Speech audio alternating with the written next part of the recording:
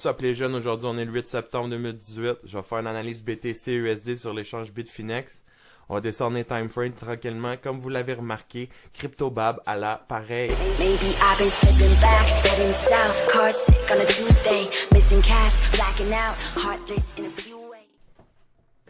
Bon, on va rentrer dans le vif du sujet parce que j'ai bien des choses à parler. Évidemment, il y a quelques jours, je pense 2 jours, il y a eu la méga drop de BTC, 1000$ en 16 heures, je crois.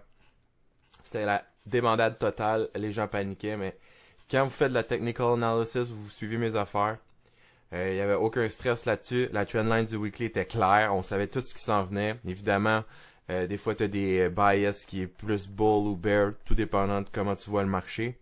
Mais comme analyse technique, tu vas jamais essayer de prédire le marché, je le répéterai jamais assez. Tu ne prédis pas le marché, tu réagis. Fait qu'à la minute que j'ai vu qu'on a perdu le 6400 on the dot, ben c'est là que j'ai exité mes longs puis j'ai ouvert mes shorts.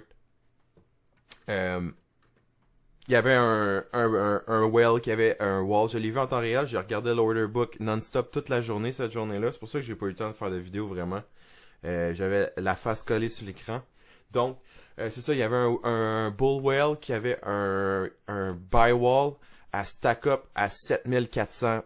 Exactement 7400. Il y avait 300 ou 400 BTC qui rachetaient tout. Fait que le marché descendait tranquillement. On le voit mieux sur le daily. Ici, le 7400, là, on the dot. Là.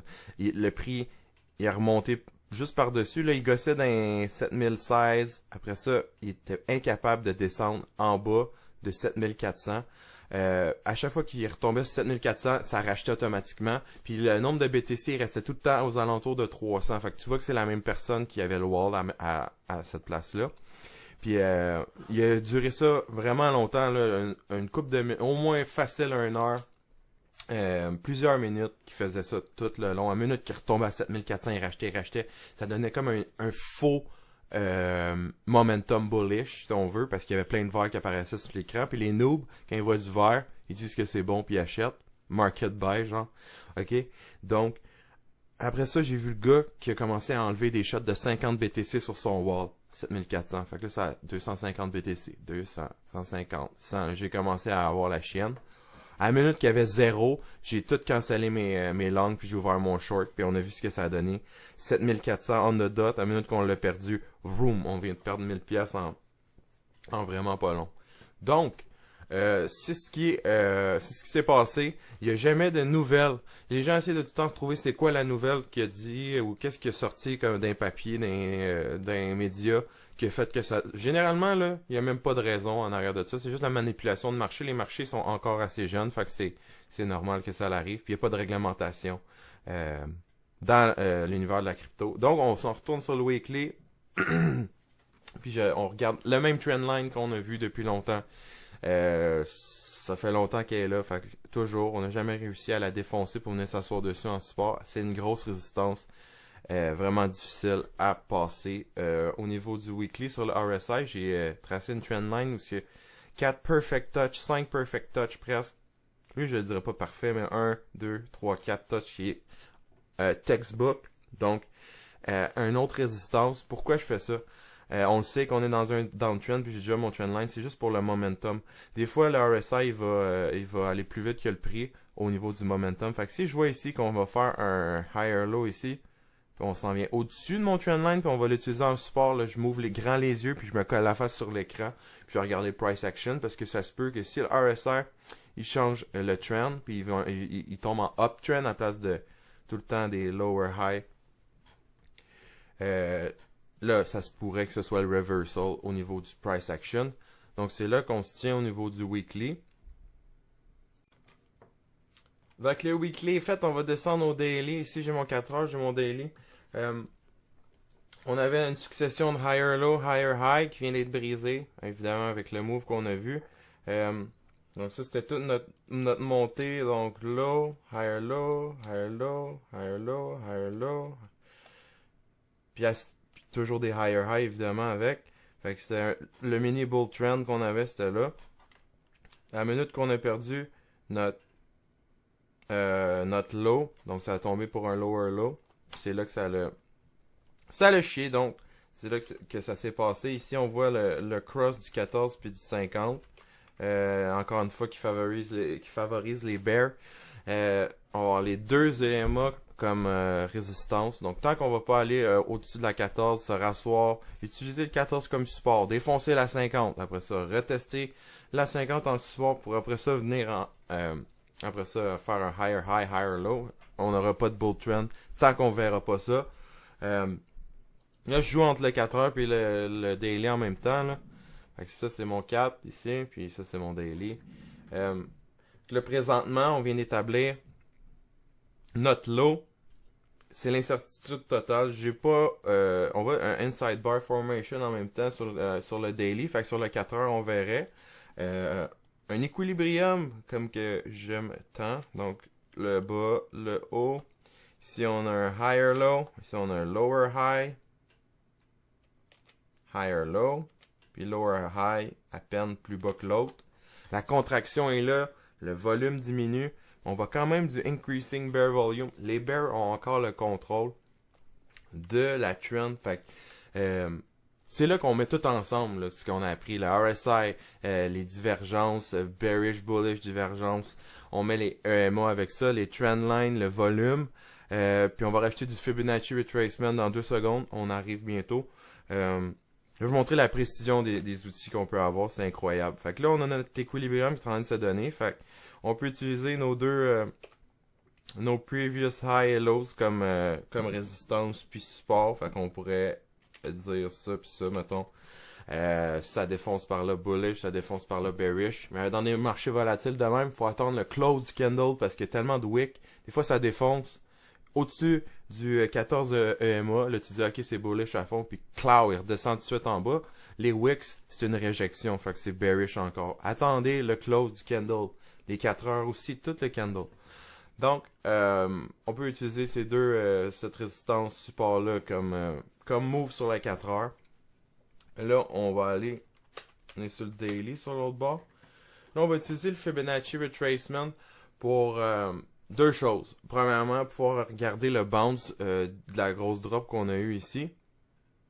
Puis regarder si ça concorde. Fait qu'on s'en va tout de suite sur notre Fibonacci tool. On va le mettre du haut au bas. Puis oups, comme par hasard, on tombe dans le Golden Pocket ici. J'ai scrap ma ligne un peu là. C'est à peu près. Mais on voit vraiment que ça tombe direct dans le Golden Pocket. Fait que au niveau du downtrend, pour venir refaire l'équilibrium, il fallait qu'on retourne dans le niveau à peu près du Golden Pocket, le 0.618 Fib Extension, qui est le chiffre magique, si vous ne le savez pas. Je vais faire une leçon là-dessus. J'essaie de travailler là-dessus en même temps pour faire des analyses en même temps de work. Fait que ça s'en vient.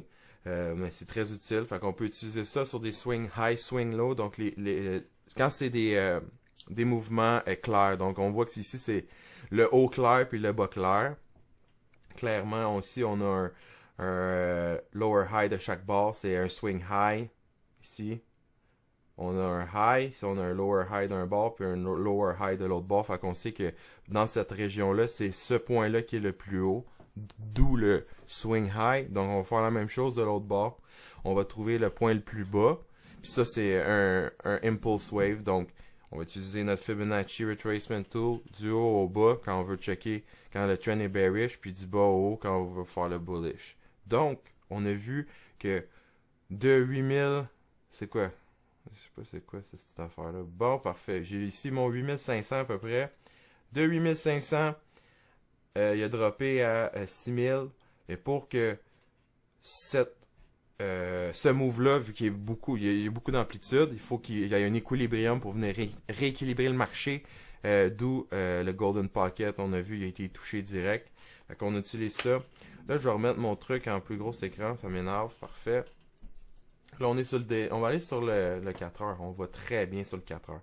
Fait que là, on a fait le fib de là à là, puis ça nous a donné exactement le pocket qu'on a vu. Fait que là, on va essayer de faire la même chose avec le mouvement présent. Donc, on va aller sur le high ici. On va aller sur le low qui est là. Donc, théoriquement, évidemment, ce que je dis, c'est tout le temps des théories. Moi, dans ma tête, je me fais tout le temps une théorie bullish, bearish. Ça, là, on va voir la théorie bullish. Fait que si on utilise le Fib Extension Tool, Puis on utilise du top du bounce jusqu'au bas du bounce. On voit ici qu'il y a le golden pocket à peu près là. On pourrait dire que vu qu'il y a eu un grand mouvement de marché baissier, avec beaucoup d'amplitude, on pourrait venir se mettre des targets ici. Fait que tu long dans le bas, tu mets un stop loss en dessous de ton lot du move au complet, puis par la suite, tu peux venir chercher ton target. Moi, je suis conservateur dans mes targets, je vais le mettre plus juste en dessous. Donc, long, là, à peu près, dans cette région, on va faire un autre carré pour être plus clair. Pour vous autres, ma gang de jeunes, fait qu'on va mettre, mettons, on va longger dans cette région-là. On va mettre notre stop loss juste en dessous du lot qu'on aurait ici à 6303.0. Fait que tu peux le mettre à genre à 6300. 6300 psychological, mais 6300 tout le monde va faire ça. Fait que tu vas juste en dessous. 6298 genre .99. Fait que t'as ton long, t'as ton stop loss, t'as ton target. Tu mets tes sell orders en haut, tu laisses ça aller, ça va faire autre chose. Ça, c'est évidemment le bullish scénario. Comme je vous dis, on n'est pas là pour avoir une boule de cristal puis faire de la prédiction. On est là pour juste faire du cash, faire du bread. Donc, on va se faire un autre scénario où on perd nos lows puis on va faire un lower low, lower high dans ce moment-là. Ça serait ultra bearish. Avec des RSI qui sont dans des niveaux comme ça. Dans les bas time frame, c'est pas si pire. Mais au niveau du 6 heures, 4 heures, 6 heures, on est oversold. Pardon, donc, évidemment, un push down dans des niveaux de RSI comme ça, c'est possible, mais c'est peu probable. Donc, ça soutiendrait notre long scénario, mais le bear scénario. Donc, à la perte de nos lows qu'on a ici. Là, on va descendre le time frame pour qu'on voit plus clair. On voit juste une contraction de marché. Là, on a le low, on a le high, on a le higher low, on a le lower high, higher low. On a un équilibrium qui se donne. Vraiment, sur le sideways trading, il n'y a pas grand-chose qui se passe. Pas de volume, rien. Donc, c'est la consolidation. Fait que dans des moments comme ça, j'aime mieux attendre on the sideline que de trader parce qu'on sait jamais ce qui arrive. Mais si tu as fait ton long puis tu as mis ton tight stop loss, mais tu t'en sac là. Tu vas dans ta position puis t'attends puis au pire tu stop out puis tu perds 0. whatever %. Mais tu as un possible up, t'as un gain possible de beaucoup plus de pourcentage. Fait que c'est profitable, c'est une bonne idée d'aller dans des situations comme ça. Fait que bearish, ça serait vraiment ça, ça serait juste de perdre nos lows. Puis si on perd nos lows, faut faire attention. Honnêtement, moi je resterais sur le sideline le temps que ça arrive. Là. Je me ferais un long position avec un stop loss bien tight, puis je patienterais. C'est pas mal ça au niveau de mes deux vues. BTC, USD, Bitfinex. Évidemment, on voit que le POC il est direct là. On est en dessous du POC. Fait que le point of control il est juste là, au niveau des dernières heures à peu près. Ça a pas bougé de là depuis tout le long. Fait qu'ici, il y a beaucoup d'accumulation, on pourrait dire. Et étant donné que la ligne du POC est en haut de où ce qu'on est en ce moment, ça va faire comme une résistance. Donc, ici, on peut voir, on est sur le bas time frame, sur le 15 minutes. On vient de faire 3 higher low. On est en train de former un autre higher low, on va voir, on va attendre. On a un low là, le low du low. On a un higher low là, on a un higher low là. Puis là, on est en train de former un autre higher low. Donc, on a le higher low là, puis là. Mais celui-là est en formation, fait que je serais pas prêt à le dire. Il reste encore 9 minutes 26. En 9 minutes 26, on peut défoncer le 51 mois où on peut juste se faire rejeter du 14 comme qu'on dirait que c'est en train de faire. Donc, on va tout le temps attendre le close du candle. Mais anyway, on a tout cet espace-là. Tu sais, il pourrait descendre encore tout ça, puis ça serait quand même un higher low comparativement à lui. C'est juste que si on viendrait le perdre, regardez là. Fait que, si on vient le perdre, on vient faire on va faire un lower low, puis ça c'est pas bon. Fait que tant qu'on descend pas en bas de tout ça, de cette ligne-là ici, on pourrait dire que c'est quand même un uptrend, mais on parle du 15 minutes, fait qu'évidemment, là, c'est en perspective du time frame qu'on utilise, ça c'est important. Ton analyse est valide pour le time frame sur laquelle elle est faite, donc ça, c'est valide pour 15, 20, 15, une demi-heure, 45 minutes, 1 heure dans le max, tu sais. Fait que c'est pas mal ça pour vous autres que j'ai aujourd'hui. BTC, USD, Bitfinex, 8 septembre. J'ai eu beaucoup de demandes d'analyse ces temps-ci, puis des gens, des beaux messages comme quoi qui apprécient mon travail. Puis écoutez, ça fait du bien d'entendre ça, c'est toujours plaisant. Donc lâchez-moi des likes, commentez sur mes vidéos, venez sur mon Discord, je laisse tous les liens sont en bas, tous les referral links aussi, si vous voulez vous ouvrir des accounts, vous voulez vous acheter un Nano Ledger, tous les links sont là, c'est des links officiels. Puis venez me voir sur Twitter aussi où je drop mes calls en temps réel. Puis écoutez, faites des bonnes choses dans la vie les jeunes. Puis là-dessus, je vous dis peace!